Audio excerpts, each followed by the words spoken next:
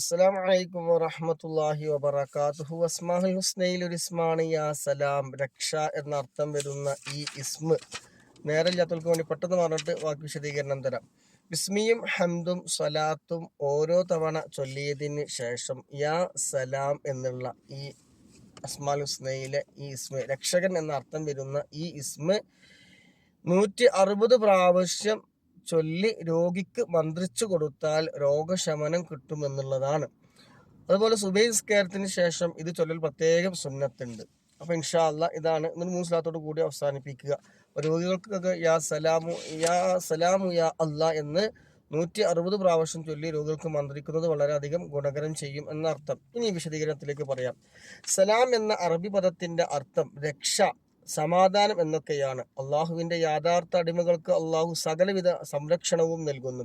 രക്ഷയും സമാധാനവും നൽകുന്നതിൽ പൂർണ്ണനാണ് അള്ളാഹു സുബ്ഹാനഹു തആല.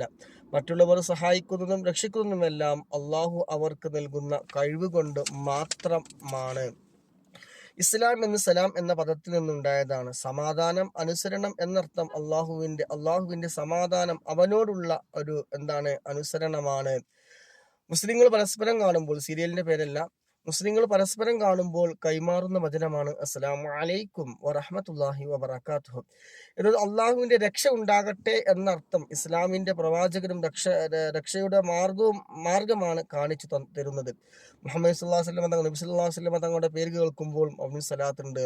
അപ്പൊ സലാം ചൊല്ലൽ, നബി സല്ലല്ലാഹു അലൈഹി വസല്ലം തങ്ങളുടെ പേര് കേൾക്കുമ്പോൾ സലാത്ത് ചൊല്ലൽ എന്താ മുഅ്മിനീങ്ങളെ സംബന്ധിച്ചിടത്തോളം അത് നിർബന്ധമായ ഒരു കാര്യമാണ്. വിശ്വാസികൾക്ക് അത് നിർബന്ധമാണ്. സ്വർഗത്തിലെയും അഭിവാദ്യ വചനം സലാം എന്നാണ്. സലാം എന്ന് അള്ളാഹുവിനെ വിശേഷിക്കുമ്പോൾ പൂർണ്ണ രക്ഷ നൽകുന്നവൻ എന്ന അർത്ഥത്തിലാണ്. മറ്റുള്ളവർക്ക് രക്ഷയും സമാധാനവും നൽകുന്നവനെ എന്ന് ഫർദ് നിസ്കാരത്തിന് ശേഷം നമ്മളൊരു കാര്യം പറയാറുണ്ട്. അല്ലാഹുമ്മ അൻതസ്സലാം വമിൻകസ്സലാം വയർജിഉസ്സലാം തബാറകത യാ ദുൽ ജലാലി വൽ ഇക്റാം എന്നൊക്കെ പറയാറില്ലേ. അത് അള്ളാഹുവെ നീയാണ് രക്ഷ, നിന്നിൽ നിന്നാണ് രക്ഷ, എല്ലാവർക്കും രക്ഷ, നീ പരിശുദ്ധനാണ് എന്നൊക്കെ നമ്മൾ പറയാറുണ്ട്. ഒറ്റവാക്കിനെ വായിച്ചു പറഞ്ഞു എന്ന് മാത്രമേ ഉള്ളൂ.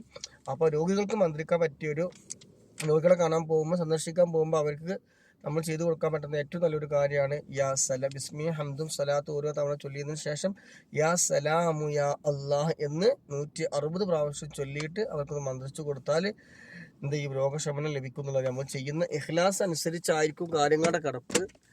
ചെയ്തിട്ട് കിട്ടണില്ലല്ലോ എന്ന് പറഞ്ഞിട്ട് കാര്യമില്ല. നമ്മുടെ ഇഖ്ലാസ്, നമ്മുടെ ഹൃദയ ശുദ്ധീകരണം എത്ര ഉണ്ടോ അനുസരിച്ചായിരിക്കും. ഇൻഷാ അല്ലാഹ്. അസ്സലാമു അലൈക്കും വറഹ്മത്തുള്ളാഹി വബറകാതുഹു. മറക്കരുത് ലൈക്ക് ചെയ്യാനും ഷെയർ ചെയ്യാനും യൂട്യൂബിൽ സബ്സ്ക്രൈബ് ചെയ്യാനും ഫോളോ ചെയ്യാനൊക്കെ ഇൻഷാ അല്ലാഹ്.